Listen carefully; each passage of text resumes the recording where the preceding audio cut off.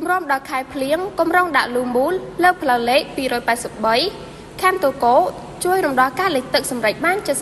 75% គម្រោងដាក់លូមូលអង្កត់ចិន1ម៉ែត្រប្រវែងជាង250ម៉ែត្រលើគំនិតផ្លូវលេខ283ក្នុងខណ្ឌតូកូសម្រេចបាន 75% គិតត្រឹមថ្ងៃទី31ខែមីនាឆ្នាំ2025គម្រោងនេះត្រូវបានអនុវត្តដោយរដ្ឋបាលរាជធានីភ្នំពេញតាមរយៈមន្ទីរសាធារណការនិងដឹកជញ្ជូនរាជធានីភ្នំពេញលូមូលនេះត្រូវបានដាក់កប់ក្នុងជម្រៅ2ម៉ែត្រស្របតាមផ្លូវលេខ283ក្នុងសង្កាត់បង្កក់ទី2ចាប់ពីផ្លូវលេខ528រហូតដល់កែងផ្លូវលេខ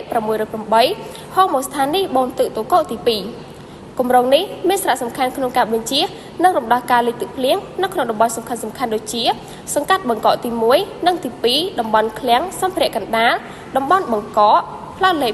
285និងកំណត់ផ្លូវលេខ608ជាពិសេសទទួលទឹកពីភូមិសាស្ត្រខណ្ឌតូកូក្នុងរដូវវស្សា